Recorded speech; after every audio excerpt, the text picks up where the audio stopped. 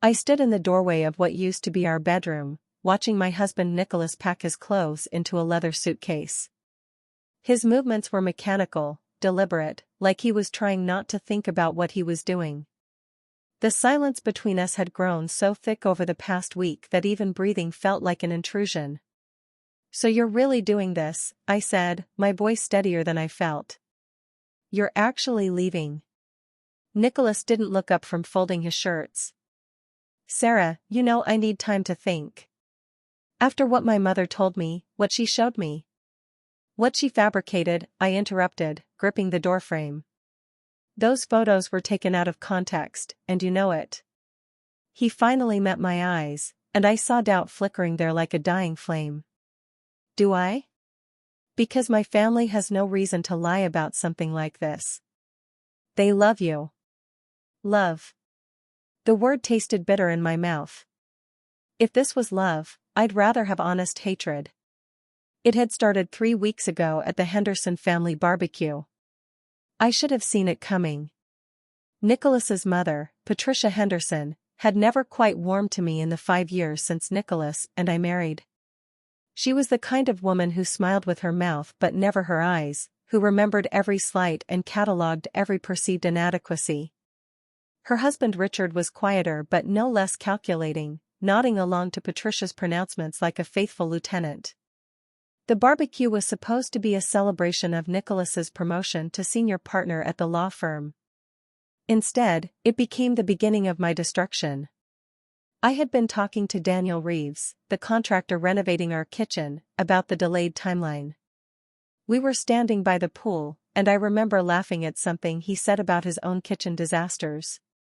Daniel was attractive, I won't pretend otherwise, with an easy smile and the kind of confident demeanor that comes from working with your hands. But he was also married with 2 young children, and our relationship was strictly professional. That didn't matter to Patricia. I caught her watching us from across the patio, her pale blue eyes sharp and calculating. She held her phone at an odd angle, and something cold settled in my stomach. But the moment passed, and I told myself I was being paranoid. How naive I was. The first hint came 2 days later when Nicholas's sister Jennifer called me. "Sarah, honey," she said, her voice dripping with false concern, "I just wanted you to know that if you ever need someone to talk to about marriage troubles, I'm here." Marriage troubles? I had been folding laundry in our bedroom, the phone tucked between my shoulder and ear. "What are you talking about?" "Oh." A pause. I just thought, never mind. Forget I said anything. But I couldn't forget. The seed of unease she'd planted began to grow.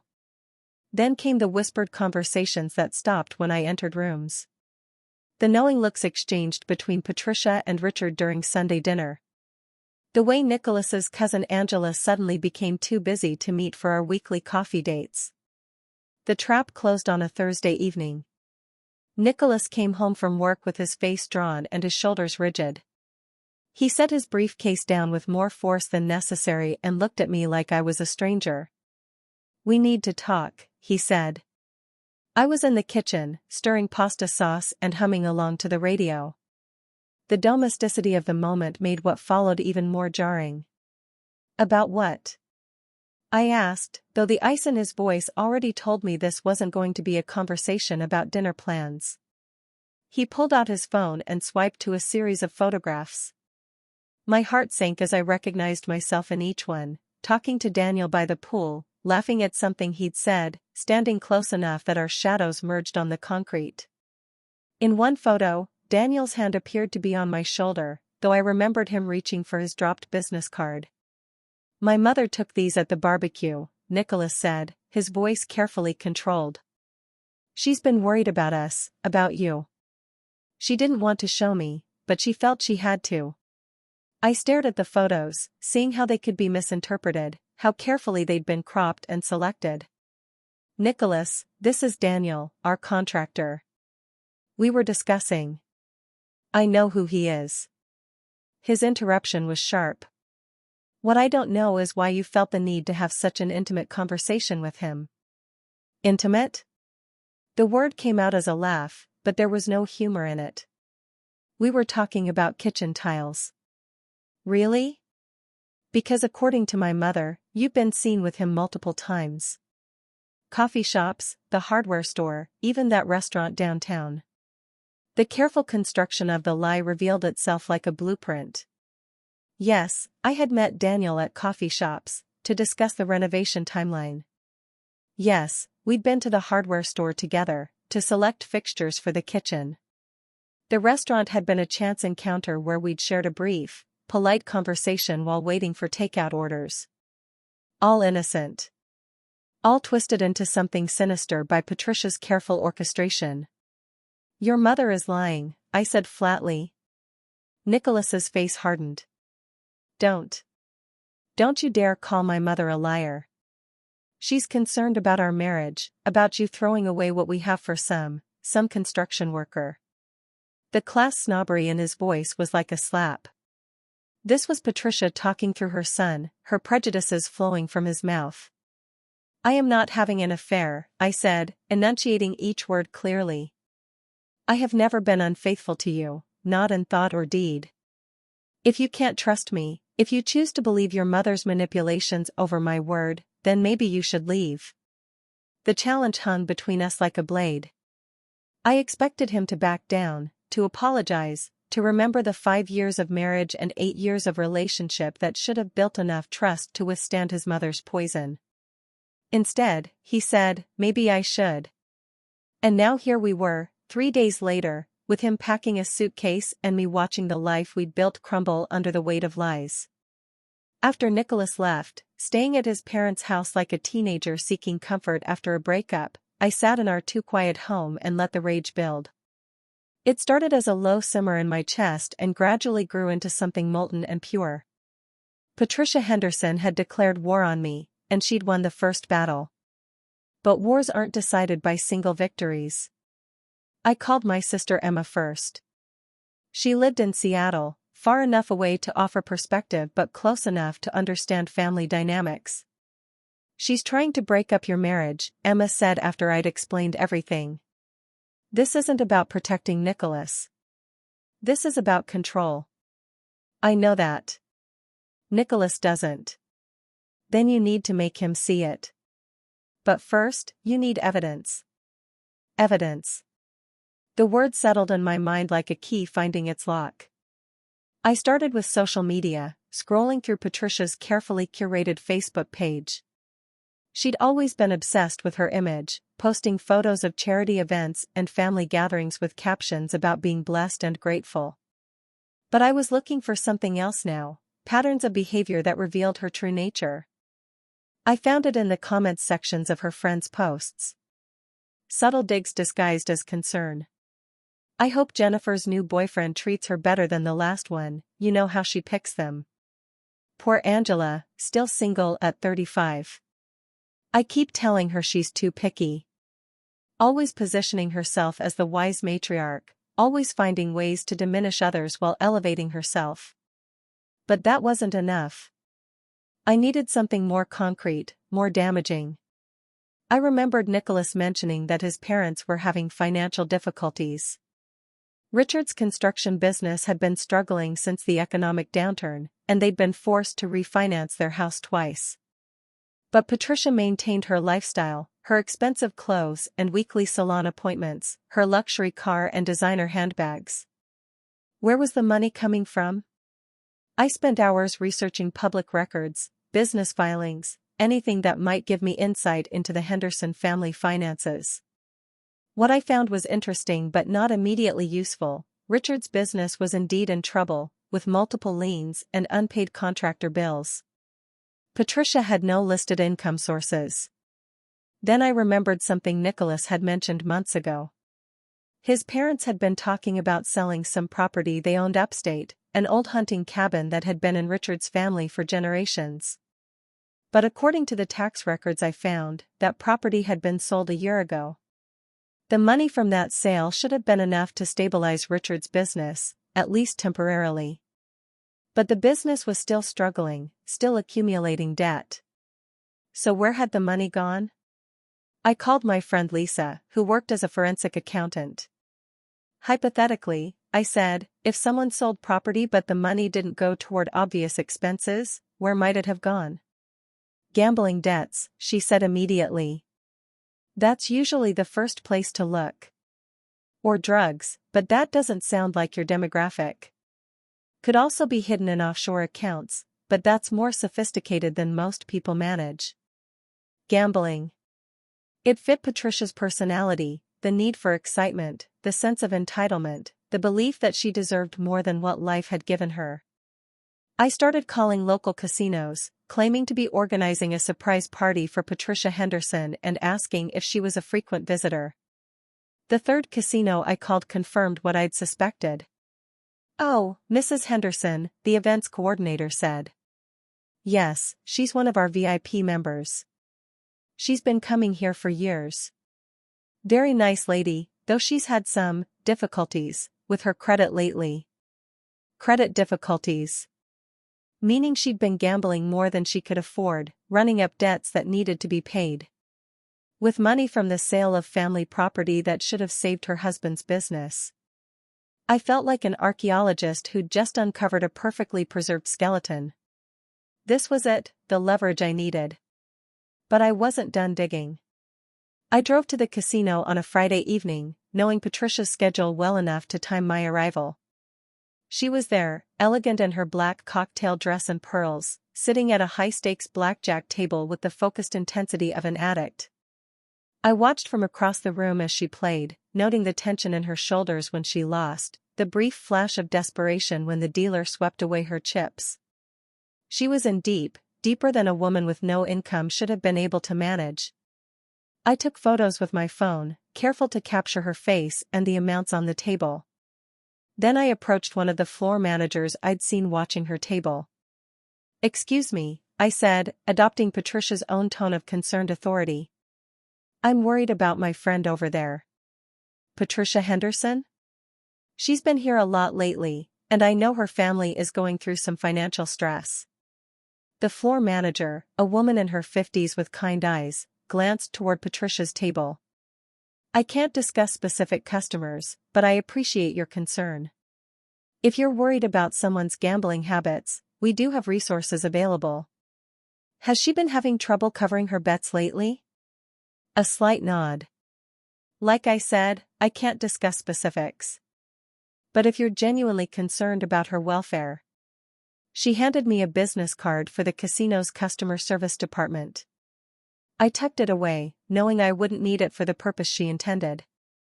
Over the next 2 weeks, I built my case like the attorney I'd once been before marriage and Nicholas's career took precedence.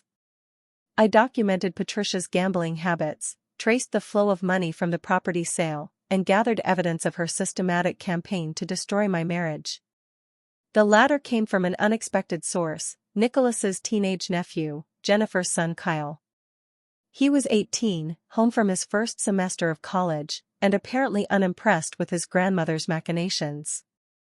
I found him working at the local coffee shop where I'd sometimes met Daniel to discuss renovation plans. He recognized me immediately. "Aunt Sarah," he said, his voice hesitant. "I heard about you and Uncle Nicholas." "What did you hear?" I asked, ordering a coffee I didn't want just to have a reason to stay and talk. Kyle glanced around the nearly empty shop. "Grandma Patricia's been talking a lot lately. About you and some guy. Mom told her to mind her own business, but..." He shrugged, the gesture carrying all the weight of family loyalty and teenage discomfort. "But what?" "I saw her taking those pictures at the barbecue. She was being really weird about it, making sure she got certain angles. And then she kept showing them to everyone, telling this whole story about how you were having an affair." My hands tightened around my coffee cup. "Did she say why she was doing this?" Kyle looked uncomfortable. "She said Uncle Nicholas deserved better. That you weren't good enough for the family." He met my eyes. "I always liked you, though. You never talked down to me like I was still a kid." "Kyle, would you be willing to tell Nicholas what you just told me?" He hesitated. "I don't want to cause more family drama." This isn't about causing drama. This is about the truth. After a long moment, he nodded. Yeah. Yeah, I'll tell him. Armed with Kyle's testimony, the financial evidence, and my own documentation of Patricia's lies, I called Nicholas. He'd been gone for 2 weeks, and his voice sounded strained when he answered. Sarah. How are you? I'm ready to fight back, I said. Can you meet me tomorrow? There are some things you need to see. We met at a neutral location, a quiet cafe downtown where we'd had our first date 9 years ago. Nicholas looked thinner, tired, and I felt a stab of sympathy before I remembered why we were here. I laid out everything methodically, the photos Kyle had witnessed Patricia taking, the financial records showing the gambling debts, the timeline that proved every affair encounter had been innocent and work-related. Nicholas listened in silence, his face growing paler with each revelation. When I finished, he sat back in his chair and ran his hands through his hair. My mother is gambling away the family money, he said slowly, like he was testing the words. Your mother is gambling away the family money and destroying our marriage to distract from her own problems, I corrected. She needed a crisis that would bring the family together around her, make her the victim instead of the perpetrator. But why you? Why our marriage? Because I was convenient. Because I'm not blood family, so I'm expendable. Because if your marriage failed, you'd need her support, her comfort. She'd be the center of attention again, the wronged mother whose son was betrayed. Nicholas was quiet for a long time, staring into his coffee cup like it held answers. Finally, he looked up at me. What do you want me to do? The question I'd been waiting for. The moment when I could demand apologies, groveling, immediate reconciliation. Instead, I said something that surprised us both. I want you to choose. Choose? Between her version of reality and mine. Between her manipulation and our marriage. I won't share you with someone who's actively trying to destroy me. I won't spend the rest of my life defending myself against lies and having to prove my innocence every time your mother decides I'm a threat. His face crumpled. Sarah, I'm sorry. I should have trusted you. I should have seen. Yes, you should have. But being sorry isn't enough. I need to know that this will never happen again, that you'll stand with me even when it's difficult, even when it means confronting your family. I will. I promise. Then prove it. What Nicholas did next exceeded even my expectations for revenge. He didn't just confront his mother privately, he called a family meeting for the following Sunday, gathering all the Hendersons in Patricia and Richard's living room for what she assumed would be a celebration of her successful destruction of our marriage.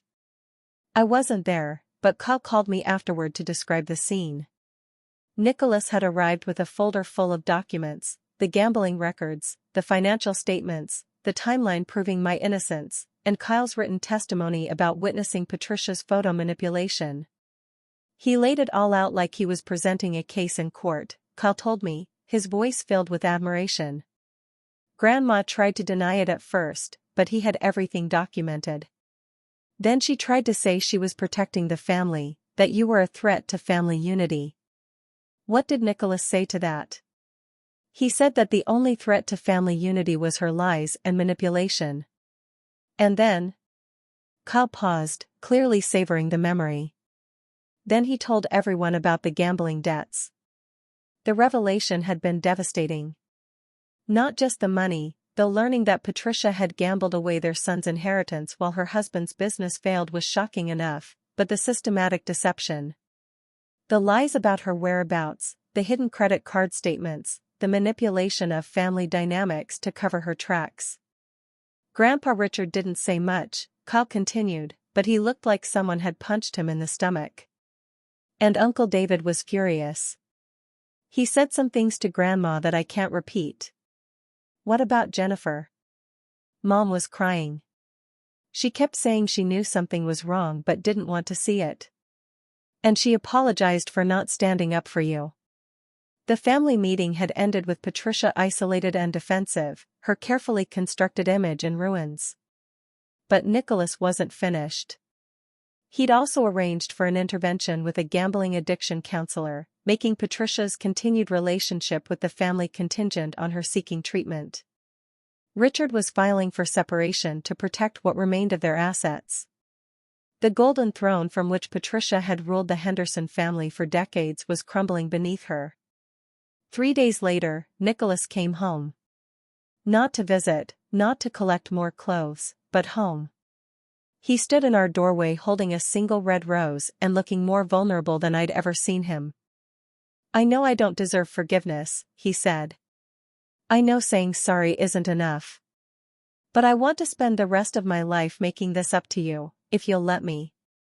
I looked at my husband, really looked at him, and saw not just the man who'd abandoned me based on lies, but also the man who'd stood up to his entire family when he finally understood the truth. The man who'd chosen me over the comfortable fiction his mother had constructed. "It's going to take time," I said. "Trust isn't something you can rebuild overnight."